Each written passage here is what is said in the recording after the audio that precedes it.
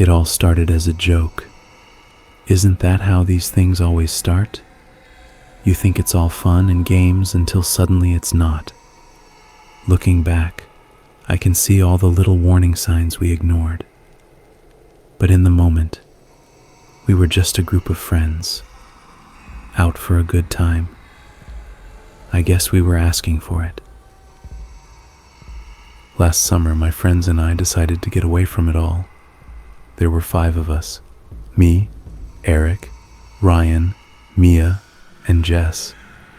We crammed into Eric's rusty old SUV, which groaned under the weight of our camping gear, snacks, and an ambitious supply of cheap beer. The plan was simple: find a remote cabin, disconnect from the world, and have the kind of carefree weekend we'd all been craving. The drive out was half the fun. Ryan, the self-appointed class clown of the group, kept us entertained with terrible jokes and exaggerated impressions of every bad horror movie villain you could think of. Eric, ever the responsible one, kept rolling his eyes but couldn't hide his grin. Mia and Jess sat in the back seat, alternating between singing along to the radio and teasing Ryan for his antics. As for me, I was just happy to be there, soaking in the easy camaraderie that made everything feel lighter, even under the blistering summer sun. The cabin we rented was as remote as they come. No Wi-Fi, no cell service, and the nearest neighbor was a good mile down the road. It was perfect, a small wooden structure nestled in the middle of a dense forest, surrounded by towering trees that seemed to whisper secrets to one another in the wind. At night, the stars were so bright and close that it felt like you could reach out and touch them. We spent the first evening laughing around a campfire, roasting marshmallows and telling ghost stories we all pretended weren't creepy. The trouble started on our second day. We decided to go for a hike, aiming to explore the woods, and maybe find the lake we'd heard about from the cabin's owner. The trail was overgrown but easy enough to follow, winding through groves of ancient trees and patches of wildflowers that seemed almost too perfect, like something out of a painting. Ryan, of course, couldn't resist straying off the path whenever he thought he'd found something interesting. It was one of those detours that led us to the graveyard. The place appeared out of nowhere, like it had been waiting for us. One moment, we were surrounded by the endless green of the forest, and the next, we were standing in a clearing filled with crumbling tombstones. The air felt different there, heavier, colder, and eerily silent. Even the birds, which had been chirping non-stop, seemed to have vanished. "Whoa," Mia said, breaking the silence. "This is creepy." "Nah, it's awesome," Ryan said, grinning. "We've officially found the set of every horror movie ever made." The tombstones were old, some so weathered that the names and dates were barely legible. A few were tilted at odd angles, as though the earth beneath them was trying to reclaim them. But one grave stood out. The stone was clean, its lettering sharp and clear, as if it had been carved yesterday. It read, "Here lies Thomas Whitaker, who laughed himself to death." Ryan burst out laughing. "Are you kidding me? That's real? Someone actually wrote that?" He bent over, clutching his sides as he exaggerated his laughter. What was he laughing at? The bill for this gravestone? I couldn't help it. I laughed too. We all did.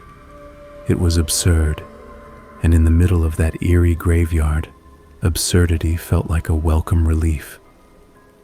Mia pulled out her phone to snap a picture of the stone while Eric and Jess joined in, posing dramatically next to it, as if they were reenacting poor Thomas Whitaker's final moments. But Ryan, of course, had to take it further. He threw himself onto the ground, clutching his sides and gasping for breath like he was in the throes of some comedic fit. "Oh no," he cried. "It's happening. Someone save me. I'm laughing myself to death." That's when we noticed the old man. He appeared at the edge of the clearing, so silently that none of us saw him approach. He was tall and wiry, with skin like aged leather and eyes that seemed to pierce right through you. His clothes were plain, a worn flannel shirt and dusty jeans. But there was something about him that made my skin crawl. "Show respect for the dead," he said, his voice low and gravelly. "Do not laugh at their fate." We froze. His words hung in the air like a physical weight, and for a moment no one moved. Then Ryan, ever the fearless idiot, broke the tension. "Come on, man," he said, still grinning. "It's just a joke." The old man didn't respond. He just stared at us, his expression unreadable. Slowly, he shook his head, then turned and disappeared back into the trees as silently as he'd come. We stood there for a moment, the laughter gone, replaced by a heavy, uneasy silence. I glanced at Ryan, expecting him to crack another joke, but even he looked a little shaken. Still, as we left the graveyard and made our way back to the cabin, we brushed it off. It was just a weird encounter, we told ourselves. Nothing to worry about. We should have listened. We didn't talk much on the way back to the cabin. The energy we'd had earlier, the jokes, the laughter, was gone, replaced by an awkward silence. Even Ryan was quiet, which was rare enough to be unsettling. The only sounds came from the forest, the occasional rustling of leaves, the chirp of crickets, and the rhythmic crunch of our boots on the trail. It wasn't oppressive, but it wasn't comfortable either. None of us wanted to admit that the old man had gotten under our skin. Even Ryan, usually the first to brush things off, seemed a little less sure of himself. The cabin came into view just as the sun dipped below the treetops, casting the clearing into deep shadow. Its wooden facade, charmingly rustic during the day, now looked weathered and cold. We dumped our gear on the porch, a little more hurried than usual, and filed inside without a word. It wasn't until we were sitting around the fire pit later that night, beers in hand, that the mood started to lighten. Eric threw another log on the fire, sending sparks spiraling into the star-filled sky. "All right," he said, breaking the silence. "We need to forget about that creepy guy. Let's make this trip fun again. Who's got a good ghost story?" Mia groaned. "Seriously? After what happened today, you want to tell ghost stories?" "Come on, Mia," Ryan said, his grin making a comeback. "Don't tell me the old man spooked you. He was just some cranky local trying to scare us off. Probably gets his kicks freaking out tourists." Jess nodded, though she didn't look entirely convinced. "Yeah, he was creepy, but it's not like he's following us or anything." That was enough to get everyone talking again. One by one, we shared the worst, cheesiest ghost stories we could think of, trying to outdo each other with exaggerated scares and bad impressions of creepy voices. Ryan leaned into the role of showman, adding theatrical flair to every story. By the time we got to his turn, we were all laughing again, the tension from the graveyard slowly ebbing away. All right, Ryan said, raising his hands as if to quiet a roaring crowd. "I've got a good one. It's about this guy, Thomas Whitaker. Heard of him?" Mia groaned again, but the rest of us laughed. Ryan stood up, adopting a dramatic tone as he gestured at the firelight. "Thomas Whitaker, who laughed himself to death. Legend says he's still out there, wandering the woods, looking for people to share the joke with. But if you hear his laugh..." Before he could finish, we heard it. A faint laugh, so quiet we almost missed it. It came from somewhere deep in the woods, just beyond the edge of the firelight. It was so sudden, so unexpected, that we all froze. "Very funny, Ryan," Jess said, rolling her eyes, but her voice was unsteady. "You can stop now." "It's not me," Ryan said, holding up his hands. His grin faltered. "I swear." The laugh came again, louder this time. It was slow and wheezy, like someone struggling to breathe between chuckles. The sound seemed to come from everywhere and nowhere at once, sending a chill down my spine. I glanced at Eric, who was staring into the darkness, his jaw tight.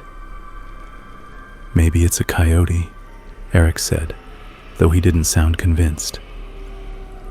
"They make weird noises sometimes." "Coyotes don't laugh," Mia whispered. Her voice was barely audible, but her words carried an edge of fear that made my stomach tighten. For a few minutes we just sat there, listening.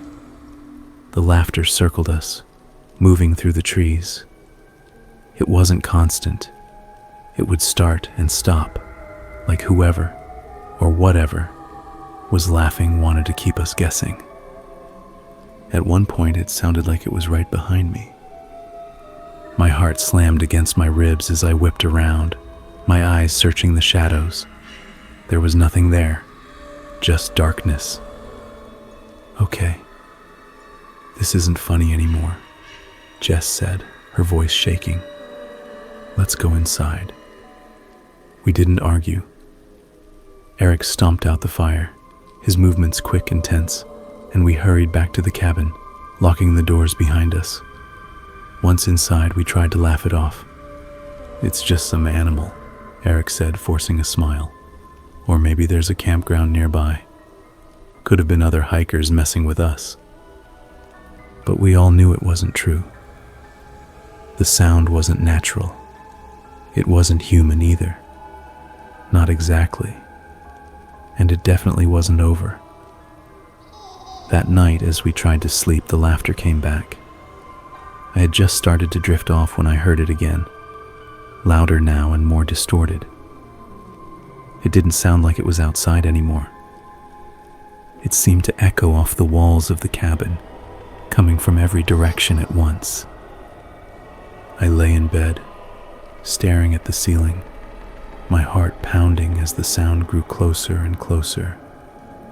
I could hear Ryan shifting in the bed across the room, muttering something under his breath. Jess let out a nervous laugh from her room, but it sounded forced. None of us wanted to admit we were scared. And then, just as suddenly as it had started, the laughter stopped. The silence was worse. It was heavy, oppressive, like the cabin itself was holding its breath. I didn't dare move. I didn't dare breathe. Somewhere in the back of my mind, I knew this wasn't just a prank or a coincidence. Something was out there. Something was watching. I didn't sleep at all that night. The next morning, we woke to find Ryan's bed empty. At first, none of us were particularly alarmed. Ryan had a habit of wandering off early, usually in search of some stupid way to entertain himself. The man practically thrived on being unpredictable. I figured he'd gone outside to set up some elaborate prank, or maybe he just needed some time to cool off after last night. But when we stepped outside, calling his name, the usual joking atmosphere was missing. The morning air was heavy, damp from a night of dew, and the forest seemed eerily still. No birdsong, no rustling leaves, just silence. The soundlessness made every Ryan echo back at us like a taunt. "Maybe he went down to the lake," Eric suggested, slinging his jacket over his shoulder. He's probably just trying to freak us out. Jess frowned. His phone's still on his bed. Ryan doesn't go anywhere without his phone. Mia nodded, chewing her lip. That's what's weirding me out. He's probably messing with us but leaving his phone. That's not like him. Despite the gnawing unease settling in my chest, I tried to play along with Eric's logic. Let's check the lake, I said. Worst case, he's hiding in the trees waiting to jump out and scare us. If we play along, maybe he'll get bored and stop. The trail to the lake was narrow, lined with gnarled roots that seemed to reach out for our ankles as we walked. The sun had climbed higher now, but the thick canopy overhead cast the woods in shadow, making everything feel colder than it should have been. Every so often, someone would call Ryan's name, their voice cutting through the stillness before fading into the trees. Each unanswered shout only made the silence feel more oppressive. When we reached the lake, it was as still as glass. No ripples, no signs of anyone's presence. We spread out, checking the shore and peering into the dense brush surrounding the water. But there was nothing. No tracks, no stray beer cans, not even a broken branch to suggest anyone had been there at all. Ryan was gone. By the time we got back to the cabin, the tension in the group was palpable.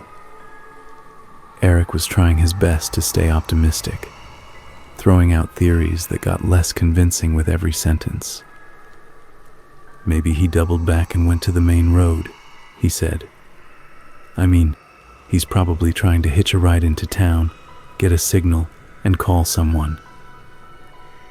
Then why wouldn't he just tell us? Mia snapped. Why'd he leave his phone? Why'd he leave everything? He wouldn't, Jess said softly. Her voice was barely above a whisper, but the certainty in it sent a chill through me. We spent the next few hours searching the surrounding woods, venturing further than we had that morning. I'll admit, my optimism began to crumble the longer we looked. Every tree started to look the same, their trunks stretching endlessly into the forest, like they were multiplying just to mock us. By the time the sun began to dip below the horizon, the fear we'd all been pushing down was finally bubbling to the surface. Back at the cabin, we sat around the dining table, the atmosphere thick with unspoken dread. Mia hugged her knees to her chest, staring blankly at the floor. Jess kept her arms crossed tightly, her nails digging into her sleeves. Eric had his head in his hands, muttering something to himself that none of us could hear. Then, as if on cue, a sound broke the silence, the faint buzz of a phone vibrating. We all froze. Slowly, we turned toward the noise, which was coming from the living room. Mia was the first to move, creeping toward the sound with hesitant steps. It was coming from Ryan's phone, which was lying on the coffee table where none of us had left it. The screen was cracked, but it was lit up. The gallery app opened to his photos. That's not funny, Mia said, her voice shaking as she picked up the phone. Who put this here? None of us touched it, I said. I swear. She stared at the screen for a moment before her face went pale. Oh my God, she whispered, holding the phone out for us to see. The last photo in the gallery wasn't one any of us had taken.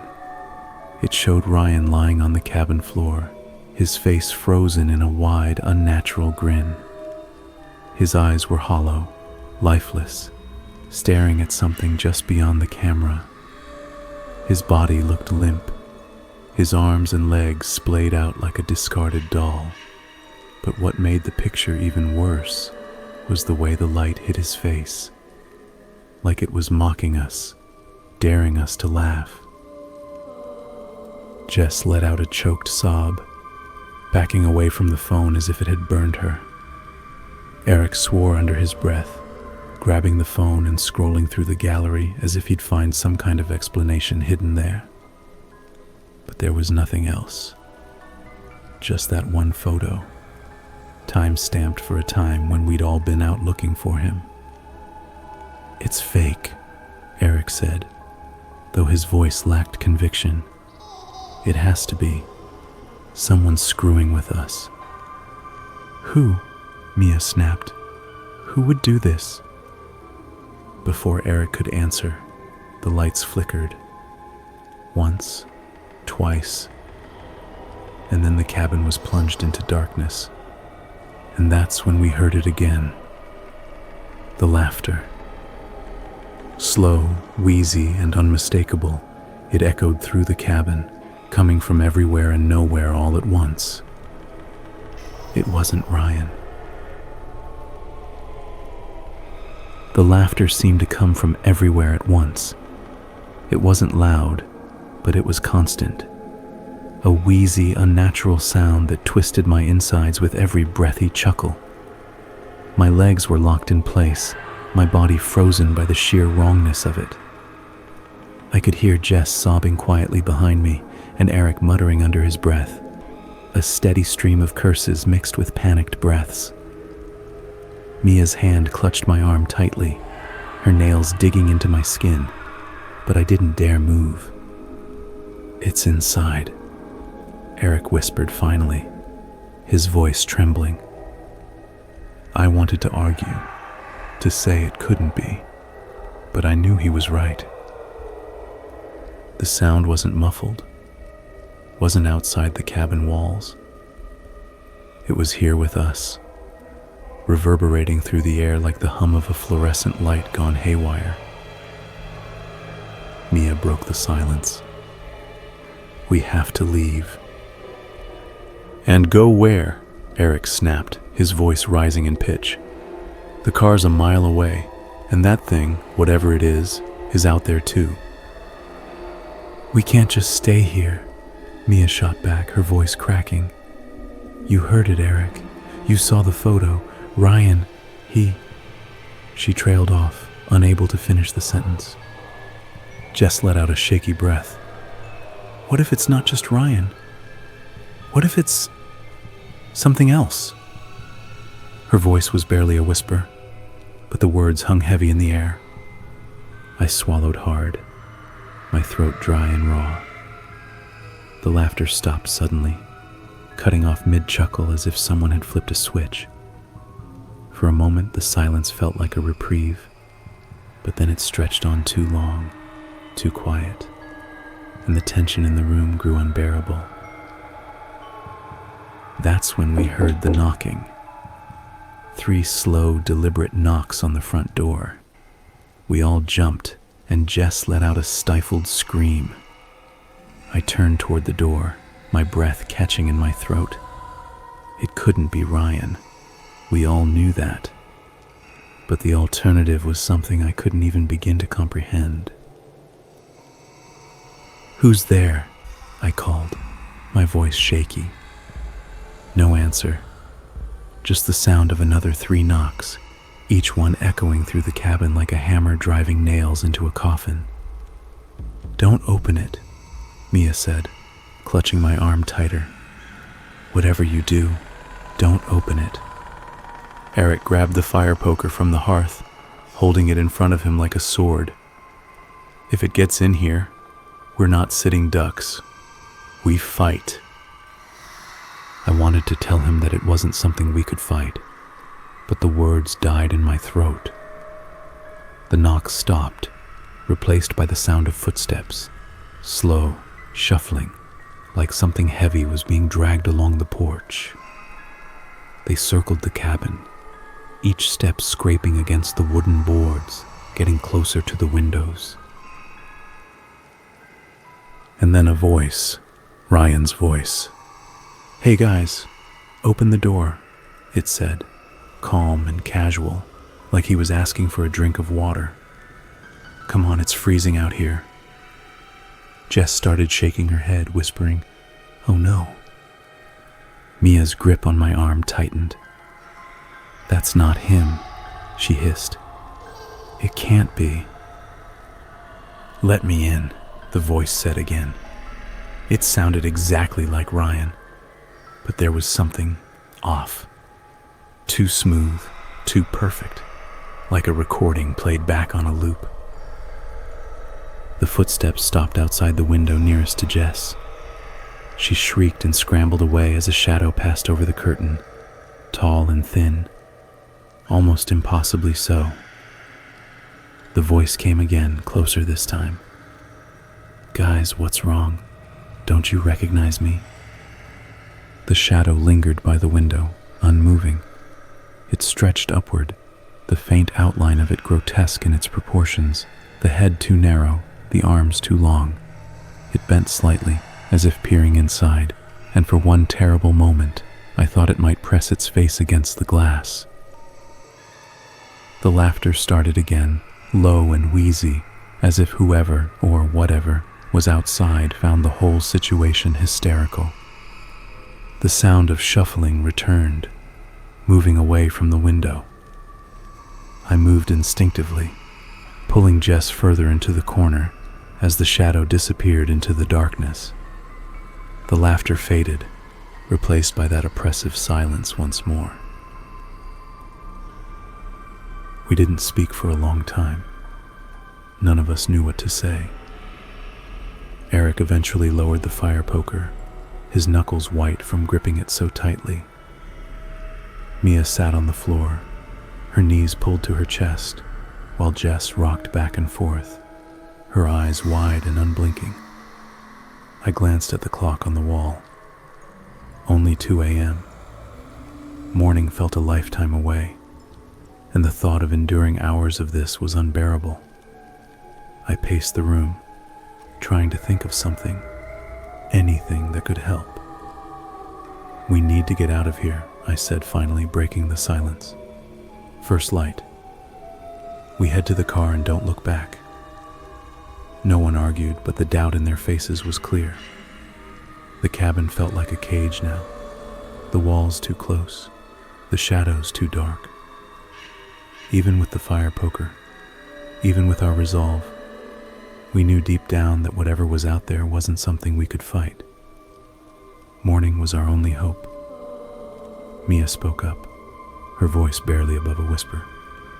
"What if it doesn't wait until morning? What if it comes back?" Eric sighed, his shoulders slumping. "Then we stick together. No one goes anywhere alone. We keep the lights on and we wait." Jess finally looked up, her face pale and tear-streaked. "And if it gets in?" None of us had an answer for that. The unspoken truth settled over us like a heavy blanket. If it got in, there was nothing we could do. We spent the rest of the night in silence, the weight of fear pressing down on us. The fire in the hearth burned low, casting long, flickering shadows across the room. Every creak of the cabin, every gust of wind outside, made us jump. And all the while the question lingered in my mind. What if it was already inside? The minutes crawled by like hours, every tick of the clock a cruel reminder of how far we were from dawn. The cabin had grown unbearably quiet, save for the faint crackling of the dying fire. None of us dared to move too far from one another. Eric kept his grip on the fire poker, his knuckles stark white against the dim light. Mia sat on the couch, rocking slightly as if to soothe herself, while Jess kept her knees tucked to her chest, her wide eyes darting to every shadow. I kept pacing, the knot of anxiety in my stomach tightening with every creak of the wooden floor. My thoughts spun in circles, trying to make sense of what we had seen, what we had heard. The photo of Ryan, the voice at the door, the shadow by the window. None of it fit together in any rational way. "It's testing us," Mia said suddenly, her voice breaking the silence. We all turned to look at her. She was staring at the floor, her arms wrapped tightly around herself. "It's trying to see what we'll do, how far we'll go." "What are you talking about?" Eric asked, his voice sharp. He was on edge, more so than I'd ever seen him. "Think about it," Mia said, her voice trembling. "It's not just scaring us. It's playing with us. The photo, the laughter, the voice. It could have come inside already if it wanted to. But it's waiting, watching." "That's insane," Eric said, though the fear in his eyes betrayed him. "Is it?" Mia shot back, her tone biting. "Tell me one thing about this that's normal. Just one." Eric didn't respond. None of us did. The quiet stretched out again, heavy and oppressive. The fire was almost out now, the shadows in the room growing longer and darker. I could feel the tension in the air, a pressure that made it hard to breathe. And then, without warning, the front door slammed open. The sound was deafening in the silence, the force of it sending a gust of cold air rushing through the room. We all screamed, jumping to our feet as the door banged against the wall, the hinges groaning under the strain. Eric raised the fire poker, his hands shaking. But there was nothing there. The doorway was empty, the forest beyond shrouded in darkness. "Close it," Jess said, her voice shrill with panic. Eric rushed to the door, slamming it shut and locking it, his movements frantic. "What the hell was that?" he yelled, spinning around to face us. Before anyone could answer, the laughter started again. This time, it was louder, harsher, and unmistakably inside the cabin. It echoed off the walls, coming from everywhere and nowhere all at once. The sound was maddening, like nails scraping against my brain. "It's here," Mia whispered, her face pale. The laughter grew louder, more distorted, until it felt like the walls themselves were vibrating with the sound. I clapped my hands over my ears, but it didn't help. It was in my head, burrowing deeper with every wheezy chuckle. "Make it stop," Jess screamed, tears streaming down her face. She bolted from the corner, sprinting toward the kitchen in a blur of panic. "Jess, wait!" I shouted, my voice cracking as I took off after her. My heart pounded in my chest as I raced around the corner, barely keeping up with her frantic pace. But as I rounded the doorway to the kitchen, I stopped dead in my tracks. Jess, who had been running at full speed just moments ago, was now standing completely still in the middle of the room. The contrast was jarring. Her arms hung limply at her sides, her shoulders unnaturally slack. The rapid motion that had driven her moments ago was gone, replaced by an eerie stillness that made my skin crawl. "Jess," I called, my voice shaking. She didn't respond. Her back was to me, her head tilted slightly to one side, as if listening to something I couldn't hear. I took a cautious step closer, the floor creaking under my weight. "Jess, are you okay?" I whispered, though every nerve in my body screamed at me to turn around and run. She turned slowly, her movements deliberate and unnaturally slow, like something out of a nightmare. When her face came into view, my stomach dropped. Her lips were pulled into a grotesque grin, stretched too wide, as if her skin couldn't contain it. Her eyes were wide and unblinking, glassy with an unnatural sheen. It was the same expression we had seen in the photo of Ryan. only now it was right in front of me. "Jess?" I repeated, my voice barely above a whisper. She burst into laughter, loud and unhinged, making me jump back. "Gotcha," she said, doubling over with amusement. "You should have seen your face." "What the hell, Jess?" I shouted, the adrenaline in my veins turning to irritation. "Are you seriously joking right now?" Eric stormed into the kitchen, gripping the fire poker. "You think this is funny? After everything?" Jess straightened up, still grinning, though her laughter started to wane.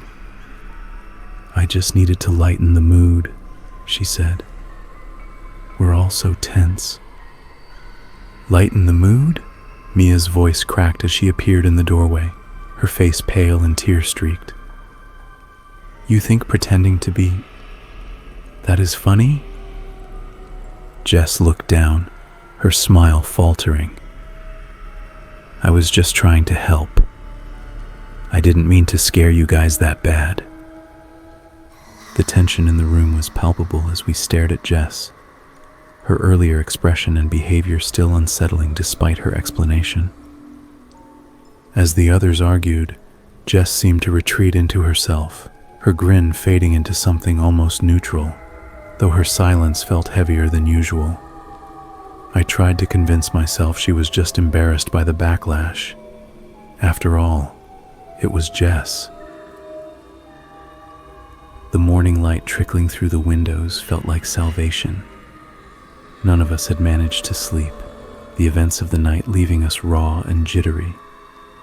Jess was unusually quiet but otherwise acted normal, almost too normal, like she was trying to smooth over the tension from the night before.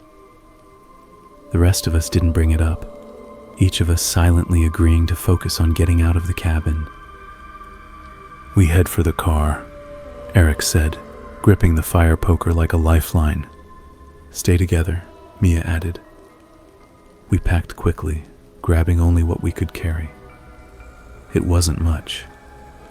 The path to the car was about a mile through dense woods, but we couldn't risk staying. The woods were eerily silent as we left the cabin behind. Even the birds seemed to have fled, leaving only the sound of our hurried footsteps crunching over leaves and twigs. Jess walked in front of me, her usual confident stride subdued. Eric led the group, his eyes scanning every shadow, the fire poker ready in his hands. Mia stuck close to my side, clutching a flashlight like it was her only shield. The tension was suffocating, our paranoia the only thing chasing us. The path seemed to stretch endlessly, the dense trees making it impossible to tell how far we'd come. When we finally reached the car, a wave of relief washed over us. Eric fumbled with the keys, his hands shaking as he unlocked the doors. Mia and Jess slid into the back seat, their tension palpable as they buckled in. I climbed into the passenger seat next to Eric, my hands shaking as I shut the door behind me. Eric quickly got into the driver's seat, tossing the fire poker onto the floor of the passenger side before starting the engine. The car lurched forward onto the dirt path that would eventually lead us to the main road. For the first hour, the only sounds were the hum of the engine and the occasional rustling of branches against the car. It felt surreal, like we'd left something behind that was still with us somehow. "Do you think Ryan's still alive?" Jess finally broke the silence, her voice quiet but sharp enough to cut through the tension. Eric gripped the wheel tighter, his jaw clenching. "I don't know." "What are we going to tell the police?" Mia asked. Her voice trembled, and she glanced at me as if I had the answer. "We'll tell them the truth," I said, though the words felt hollow. That he went missing. That we saw something. "Something," Jess echoed, her tone dripping with sarcasm. Do you think they're going to believe we ran from some whatever the hell that thing was? Eric sighed, his frustration bubbling just beneath the surface. We'll deal with it when we get to a station. Right now, we just have to get there. The car fell silent again, the weight of Eric's words settling over us. I stared out the window, watching as the trees blurred past, their gnarled branches intertwining like skeletal hands. My mind kept circling back to Ryan, his laugh, his stupid jokes. The image of him grinning in that haunting photo burned into my memory. As the hours dragged on, the tension in the car shifted from fear to exhaustion. The sun began to dip lower in the sky, casting long shadows across the road. Jess fidgeted in her seat, glancing occasionally at the GPS on Eric's phone. "How much longer?" she asked, her voice tinged with irritation. Eric glanced at the screen. "Another hour, maybe more. The map says we'll hit a highway soon." Mia sighed, leaning her head against the window.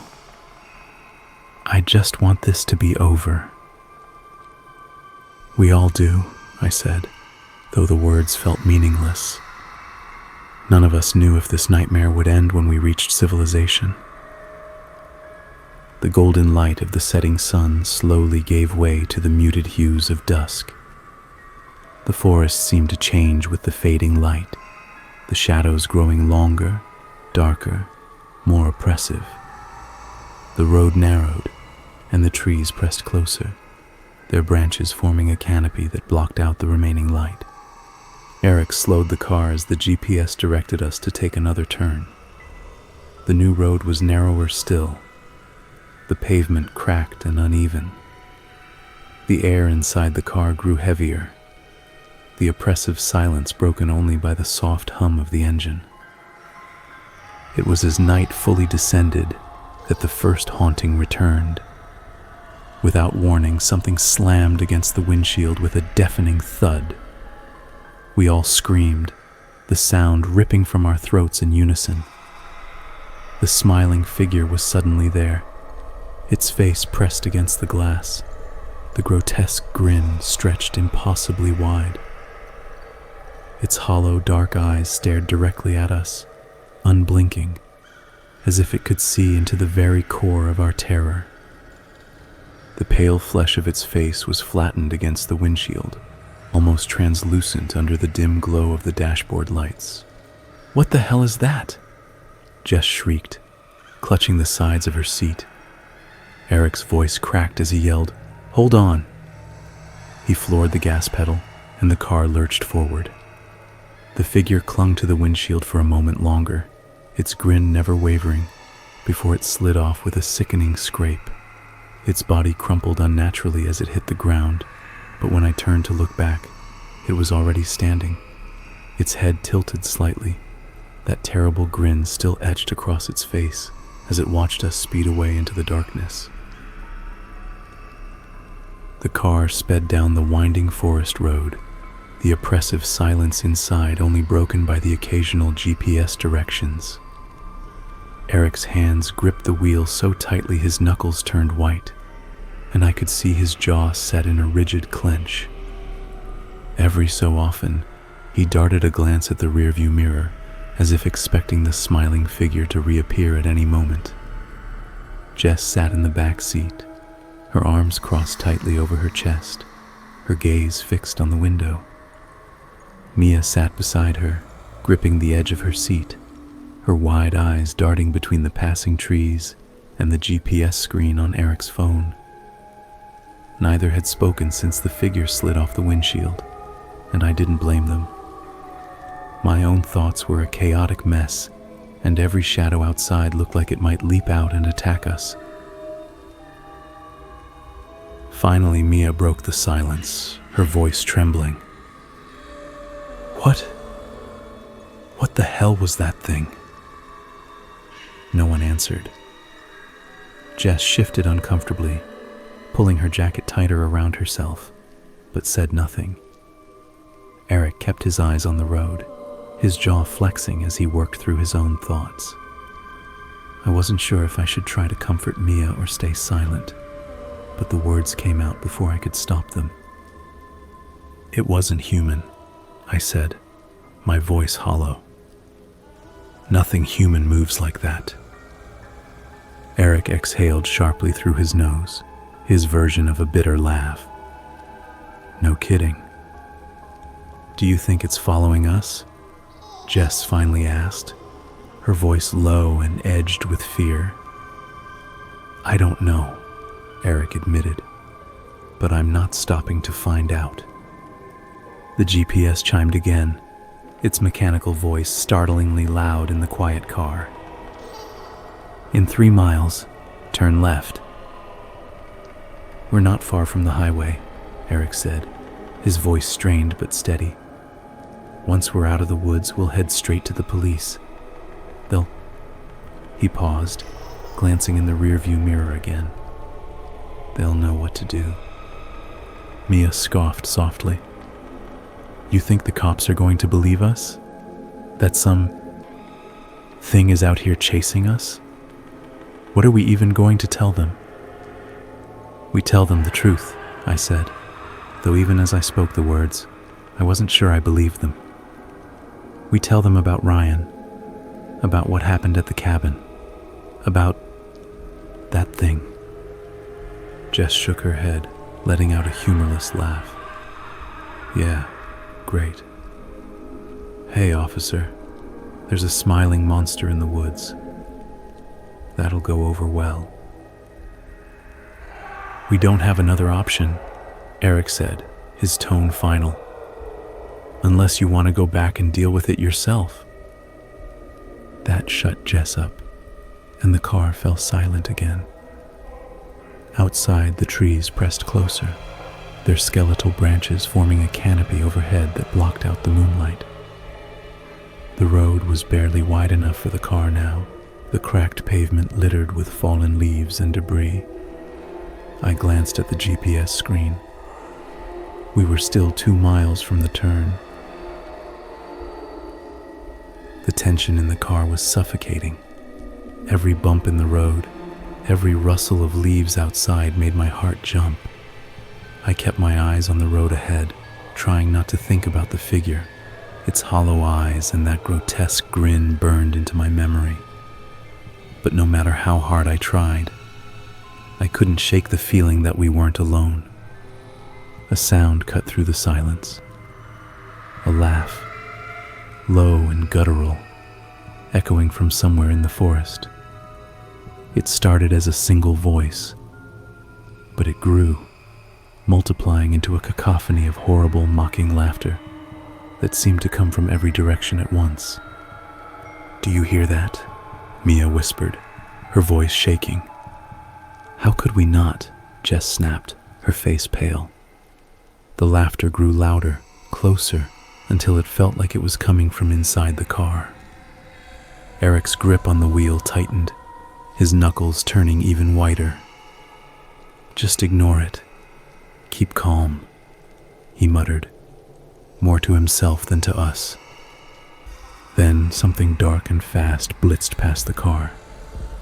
It was just a blur at first, but it circled back, darting so close to the windows that we all flinched. The figure moved too quickly to see clearly, a shadowy presence that seemed to defy logic. It passed over the roof of the car, the sound of its movement a low, whooshing growl. "What the hell is that?" Jess screamed, pressing herself back against her seat. "It's toying with us," Eric said through gritted teeth, his voice trembling. "Just hold on." The shadow disappeared as quickly as it had come, leaving only an eerie stillness in its wake. We all sat frozen, barely daring to breathe, our eyes darting around as we waited for it to return. But instead of the shadow, the headlights illuminated something else.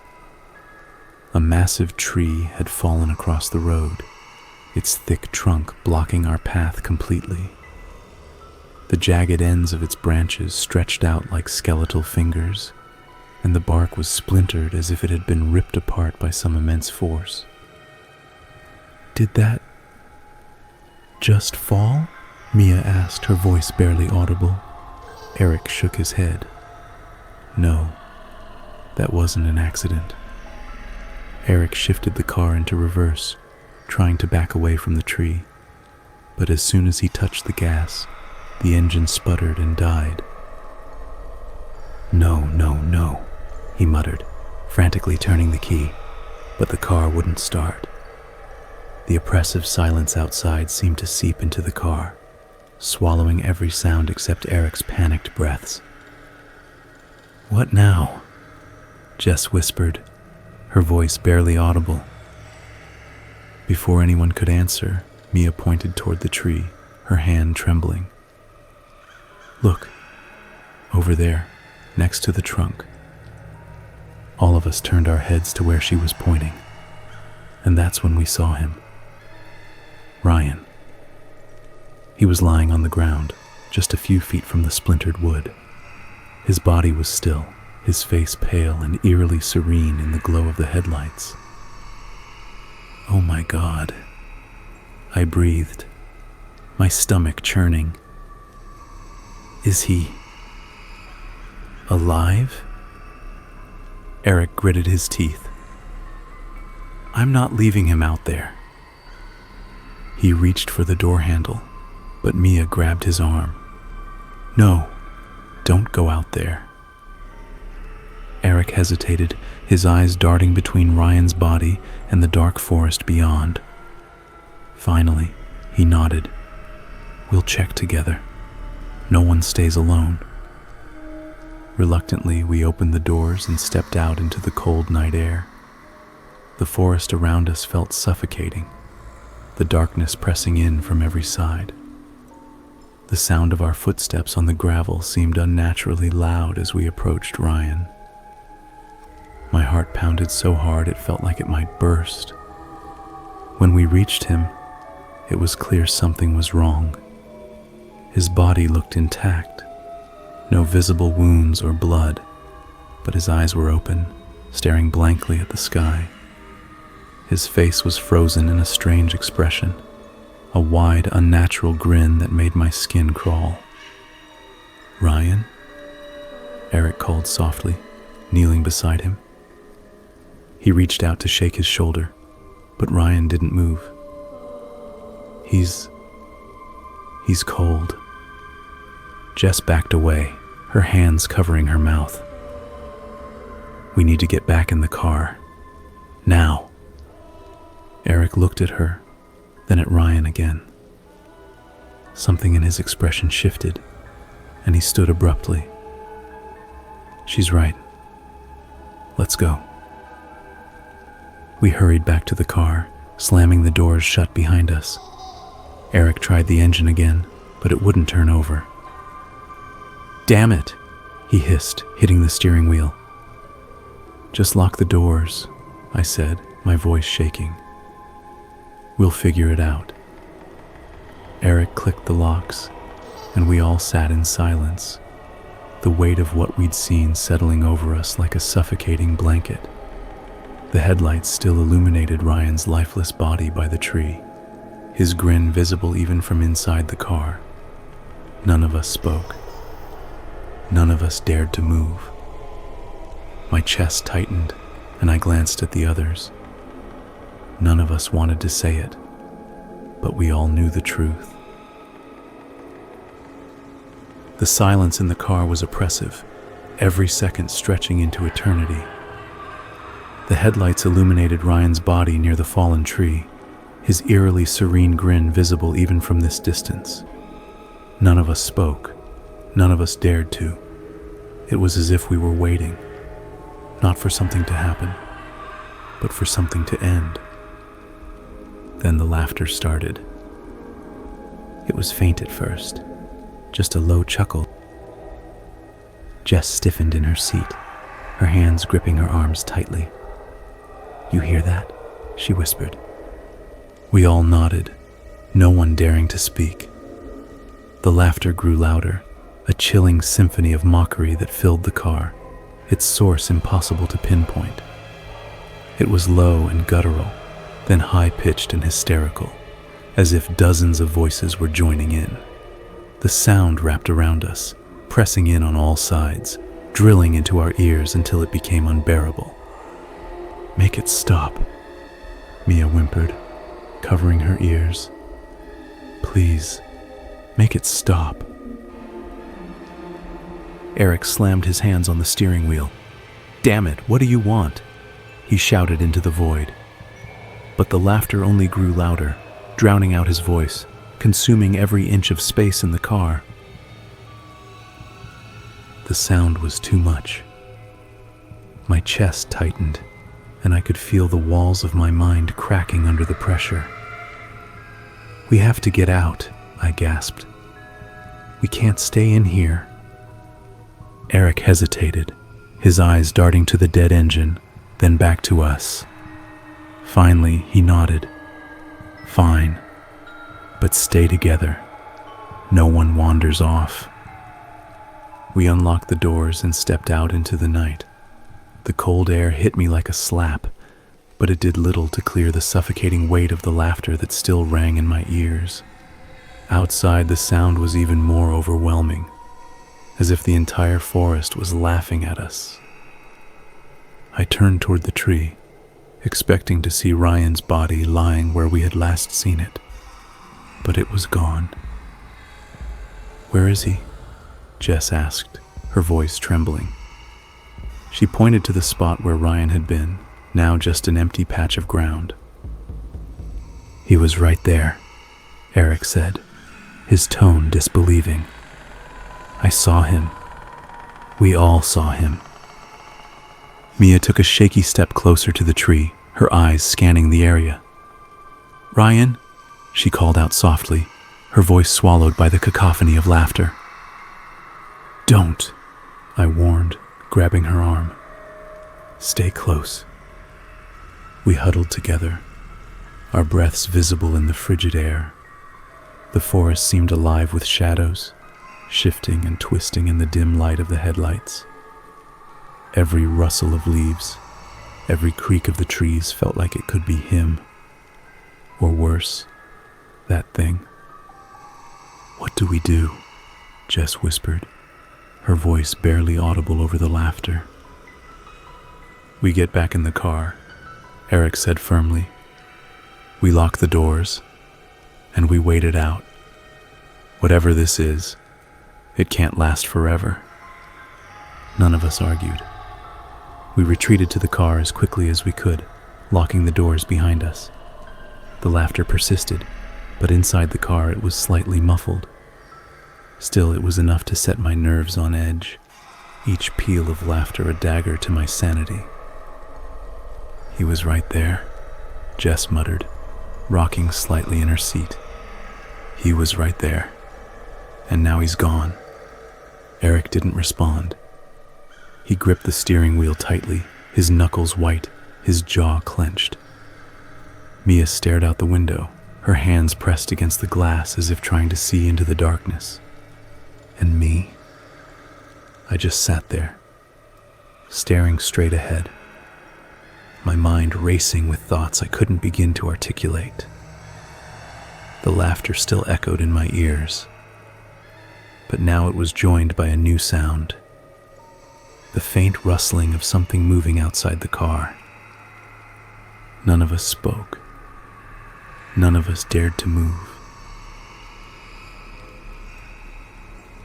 The oppressive silence after the laughter faded was somehow worse. It left us all on edge, as if the sound had been the only thing keeping something worse at bay. Jess hugged her knees to her chest in the back seat, her eyes fixed on the window. Mia sat stiffly beside her, her hand gripping the edge of the seat so tightly her knuckles were white. Eric hadn't moved from his position at the wheel, though his hands now rested limply in his lap. "We need to call someone," Mia whispered, her voice barely audible. Eric nodded without looking at her. "I'll call the police." He fumbled with his phone, his fingers trembling as he dialed. When he spoke, his voice was firm but strained. "Hello? Yes, we need help. We're on a forest road near the old campsite off Route 19. One of our friends is missing, and we're stranded. There's something out here. Please send someone quickly." The dispatcher's voice was calm, asking for details. Eric answered as best as he could, his gaze darting nervously between the dead engine and the darkness outside. When he hung up, he let out a shaky breath.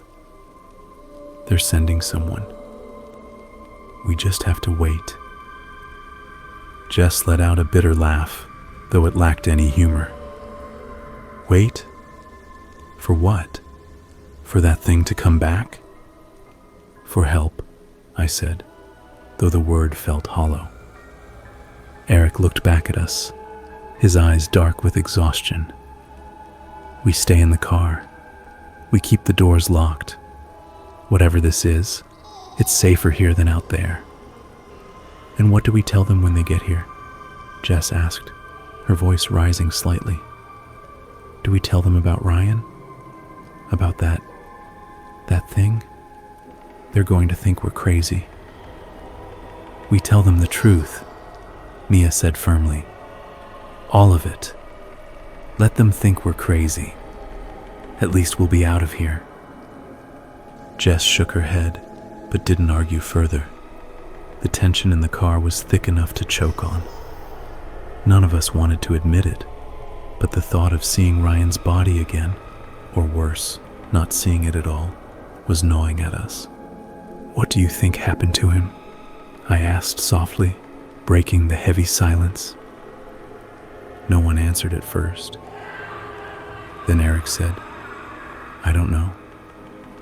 Maybe he got up and walked away." "Walked away?" Jess's voice cracked. "After lying there like that, with that grin on his face? Are you hearing yourself?" "Do you have a better explanation?" Eric snapped, his frustration bubbling over. "Because I'm all ears." Mia's gaze was distant, her voice barely above a whisper. "Maybe it wasn't him. Maybe it's like a trick. Like that thing is trying to mess with us." Her words sent a chill down my spine. The thought had crossed my mind, but hearing it said aloud made it feel real. Too real. Time dragged on, each second stretching into eternity. Every creak of the trees, every rustle of leaves outside felt like it could be the start of something terrible. The laughter was gone, but the oppressive weight of the night pressed down on us, suffocating and inescapable. Finally, after what felt like hours, a faint light appeared in the distance. Headlights. Relief washed over me so suddenly I felt tears prick my eyes. "They're here," I whispered. The police car pulled up slowly, its lights cutting through the darkness. 2 officers stepped out, their flashlights sweeping the area as they approached. One of them tapped on the driver's side window, and Eric rolled it down just enough to speak. "We got your call," the officer said, his tone professional but wary. "Are you all right?" "We're alive," Eric replied, "but something's out here, and our friend, he was lying right there." He pointed toward the tree, "But now he's gone." The officers exchanged a glance, their expressions unreadable in the dim light. "Stay in the car," one of them said. "We'll check it out." We watched as they moved toward the tree, their flashlights cutting through the darkness. The night had grown eerily quiet, as if the forest itself was holding its breath. My stomach churned with dread as I realized we were no closer to understanding what was happening. The morning sun was just starting to rise when the police finally led us away from the scene. None of us had slept. We were all bundled into separate squad cars, the officers exchanging clipped conversations on their radios. I could hear Jess's soft crying from the car ahead of me. Eric sat in silence beside the officer driving, his face pale and unreadable. Mia was in the car behind, her hands visible through the rear windshield as she clutched her knees to her chest. At the station, they separated us into different rooms. Each of us was questioned individually. The officer sitting across from me seemed calm, his voice low and even as he started. "So, can you walk me through what happened?" he asked, clicking his pen. I tried to explain about Ryan, about the laughter, about the thing we saw. But every time the words left my mouth, they felt absurd, like a bad dream I couldn't wake up from. The officer listened, his pen scratching against his notebook. When I mentioned the smiling figure, he paused. "You're sure you saw this person?" I nodded. We all did. It wasn't human. It couldn't have been. He exchanged a glance with the officer at the door. "And Ryan? You said you saw his body near the tree?" "Yes," I replied, my voice trembling. "He was there. We all saw him. But when we got out of the car, he was gone."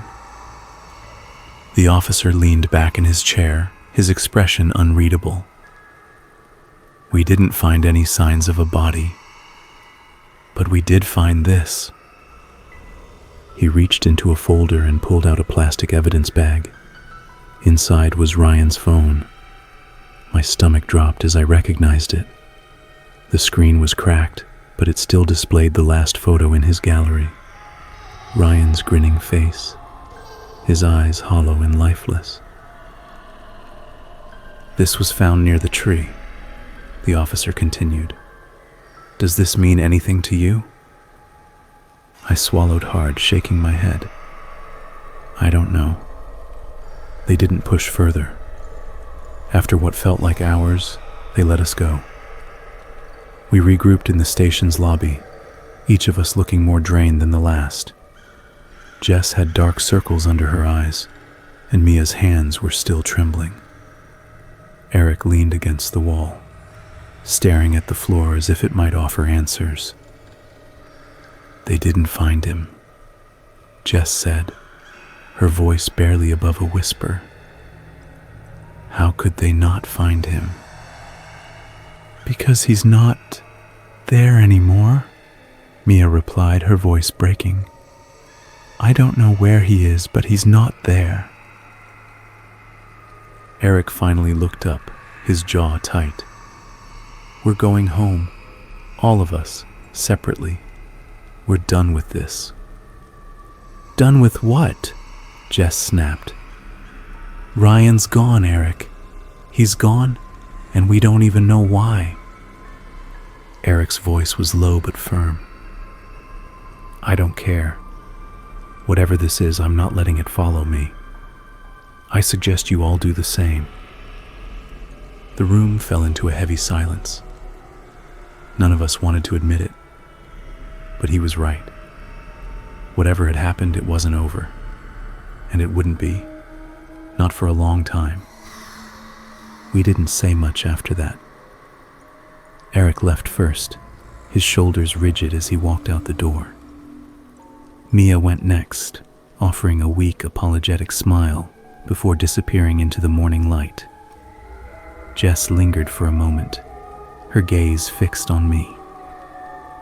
"Do you think he's still alive?" she asked. I hesitated. "I don't know." She nodded, as if that was the answer she expected. Then she turned and left, leaving me alone in the station's empty lobby. Eventually, I forced myself to leave as well. The streets were quiet as I made my way home, the morning sun doing little to dispel the oppressive weight that hung over me. My house, once a sanctuary, now felt cold and unfamiliar as I stepped inside. I locked the door behind me and collapsed onto the couch, staring blankly at the ceiling. The events of the past day replayed in my mind, a relentless loop that refused to let me rest. I didn't know if I'd ever feel safe again. Not really. Whatever we had encountered in those woods, it wasn't finished with us. I could feel it, lingering just out of sight, waiting. And I had no idea what to do next. I stayed there for a long time, staring at the floor, trying to piece together everything that had happened. But the more I thought about it, the less sense it made. All I knew for sure was that we'd gone into those woods with 5 people, and we'd come out with 4. Ryan's phone still had that photo, that awful, impossible photo. The events of the past few days were like a splinter in my mind. No matter how hard I tried to distract myself, the images of Ryan's face, the laughter, and that awful smile kept resurfacing. Needing to make sense of it, I decided to call a few friends I trusted outside our group. Maybe talking it out would help. I spoke to Sarah first, a childhood friend who had always been level-headed. As I stumbled through my story, I could feel her hesitance over the phone. "That's intense," Sarah said finally, her voice cautious. "Are you sure it's not just your mind playing tricks on you? Trauma can do that." "It's not trauma," I said, almost pleading. "We all saw it, Sarah. All of us. And now Ryan's gone." She didn't argue further, but her silence said enough. I ended the call shortly after, feeling more alone than before. My next attempt was with Mark, a friend from college. His reaction was more direct. "Sounds like you guys freaked yourselves out," he said bluntly. "You've been through something terrible, yeah, but don't let your imagination make it worse." I wanted to scream, to force them to understand, but their reactions only reinforced how isolated I felt. Eventually, I gave up and turned to the group chat. "Hey, how is everyone doing?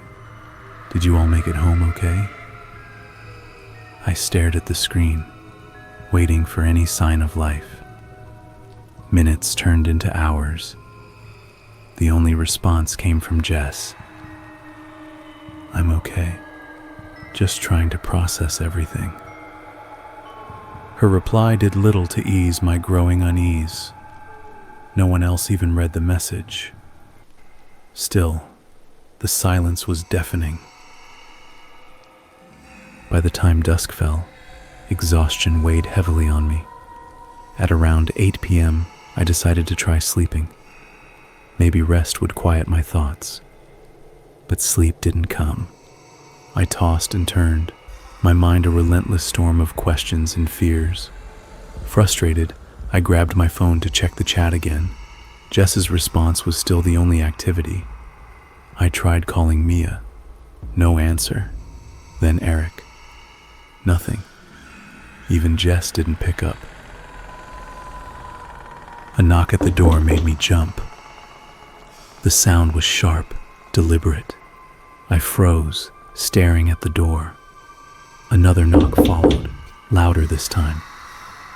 "Hey, it's me," a voice called. It sounded exactly like Mia. Relief flooded me. I stumbled to the door, fumbling with the lock, and opened it. But when I did, I stopped cold. It wasn't Mia. It was Jess. "Jess?" I said, my voice tinged with confusion. "I thought, you can't sleep either, huh?" She interrupted, her voice casual and light. It sounded normal, like the Jess I knew. Before I could say anything else, she stepped inside without waiting for an invitation. I turned to close the door, still trying to process what was happening. When I turned back around, Jess was standing in the middle of the room. Her back was to me, her arms hanging limply at her sides, her head tilted slightly, as if she were listening to something I couldn't hear. "Jess?" I called softly, my voice trembling. "What's wrong?" She didn't answer. Her stillness was unnerving, the air in the room thick with tension. Slowly, she turned around. Her face was twisted into that same grotesque smile she had worn in the kitchen. It was too wide, too hollow. Her eyes empty of recognition. My heart pounded as I stumbled back, every instinct screaming at me to run. My mind raced, pieces falling into place. The photo on Ryan's phone, the grin, the way Jess had acted in the kitchen. The realization hit me like a freight train. Her grin widened, stretching impossibly far. She didn't confirm or deny it, but her expression said enough. Panic surged through me as the horrifying truth dawned. The others were gone because of her, because of that thing. Eric, Mia, they hadn't just disappeared. They were dead. I couldn't explain how I knew, but I felt it deep in my bones. Jess, or whatever was pretending to be her, had killed them. And now it was my turn. The room seemed to darken as she took another step forward. My breath came in shallow gasps, my chest tightening with fear. Her grin consumed my vision, stretching wider and wider until it was all I could see. And then, it all became clear to me.